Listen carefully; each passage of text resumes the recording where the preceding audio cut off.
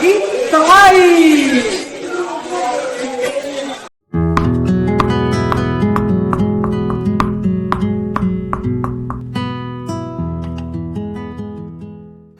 Mummy, mummy खाना दे दो।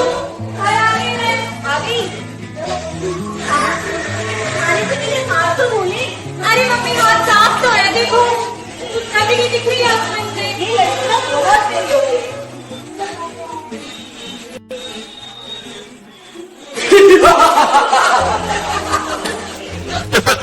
मैं हूँ कीटाणु। इस लड़की ने हाथ नहीं धोए, अब मैं इसको अपने करूँ में कर लूंगा।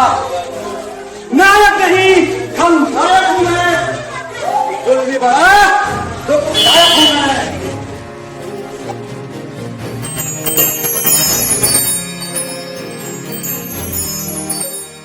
मम्मी ये लो खाना खा लिया। ठीक है। मैं सोने जा रही हूँ। आप देख लेना।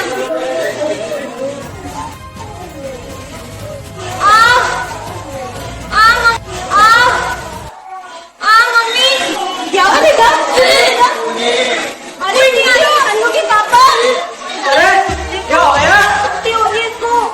कैसे की उल्टी?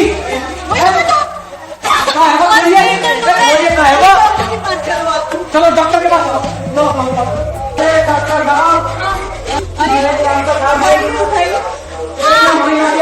डॉक्टर क्या हुआ बेटा? बहुत तेज दर्द हो रहा है मैडम।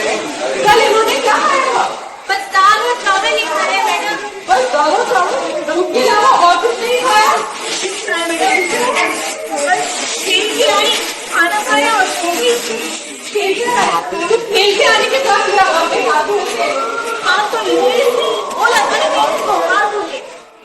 यही लापरवाही हुई है। अगर हम भोजन करने से पहले हाथ ना धोए तो हम काफी बीमारियों की शिकार हो जाएंगे। डॉक्टर बहुत दर्द हो रहा है। तो नर्सिंग ऑफिसर इनको ये इंजेक्शन लगा दीजिए। रुकिए, क्या हमारी कौन सा साइड भूल गए? 5 जगह जहां हमें आवश्यक हाथ धोने हैं अस्पताल सेटअप में। ये हमारे लिए और मरीज के लिए बहुत ही आवश्यक है। पहला, मरीज को छूने से पहले। दूसरा, मरीज को छूने के बाद। तीसरा, अगर हम मरीज में किसी भी प्रकार की प्रक्रिया या क्रिया जैसे इंजेक्शन वगैरह कुछ दे रहे हैं उससे पहले। चौथा, अगर हम मरीज के शरीर के किसी भी तरल पदार्थ के संपर्क में आते हैं तो उनके बाद। और पांचवा, बहुत ही आवश्यक, अगर हम मरीज के आसपास की किसी भी वातावरण या वस्तु को छूते हैं तो उसके बाद हमें अवश्य हाथ धोने चाहिए। वादा कीजिए आप भी जाइए क्या करेंगे। Very good. लेकिन मैडम जी आप तो पानी से भी आप हो जाते हैं। हाथ धोने के लिए साबुन का इस्तेमाल भी जरूरी है क्योंकि हमारे गंदे हाथों में ऐसे बहुत सारे कीटाणु होते हैं जो हम सिर्फ अपनी आंखों से देख भी नहीं सकते। तो ये हाथ में कब कब धोने चाहिए? ये बहुत ही अच्छा प्रश्न है क्योंकि हमारी रोजमर्रा की जिंदगी में हम अलग अलग तरीके से हाथ धो के अपनी कीटाणुओं से बचा सकते हैं अपने आप को। जैसे पहला, हम जब भी बाहर से घर के अंदर आए तो हमें आवश्यक हाथ धोने चाहिए। और दूसरा, हम अस्पताल में किसी भी मरीज को मिलने जाते हैं तो हमें उसके बाद आवश्यक हाथ धोने चाहिए। हम किसी भी मरीज की देखभाल करते हैं उससे पहले और उसके बाद हमें हाथ धोने चाहिए। और भोजन करने से पहले हमें आवश्यक हाथ धोने हैं और हमें शौच करने के बाद हाथ धोने चाहिए। हम किसी भी पशु पक्षी को हाथ लगा रहे हैं तो उसके बाद भी हमें हाथ धोने हैं। इवन हम अगर खांसते और छींकते हैं उसके बाद भी हमें हाथ धोने चाहिए।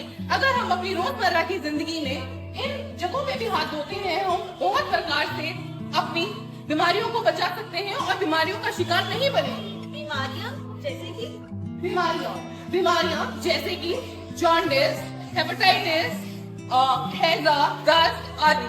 और अगर हम गंदे हाथों से अपने आंख, नाक, मुंह में हाथ लगाते हैं तो हम कोरोना वायरस जैसी बड़ी बीमारी या इन्फ्लुएंजा, खांसी, जुकाम से भी पीड़ित हो सकते हैं। लेकिन मैडम जी ये हाथ धोए कैसे? अगर हम अच्छी तरीके से हाथ धोते हैं तो हम बहुत सारी बीमारियों से बच सकते हैं। हाथ धोने का सही तरीका ये है, हम अपने हाथों को बहते हुए पानी में पहले गीला कर लें, फिर सही मात्रा में साबुन लेके अपने हाथों में झाग बनाएं। झाग बनाकर हमें दोनों हथेलियों को आपस में रगड़ना है। फिर हथेलियों के पीछे, फिर उंगलियों के पीछे, क्योंकि सारी सतह साफ होना जरूरी है। फिर हमारे उंगलियों के पीछे, फिर अंगूठा, फिर नाखून, और फिर हम बहते हुए पानी में हाथ धो लें।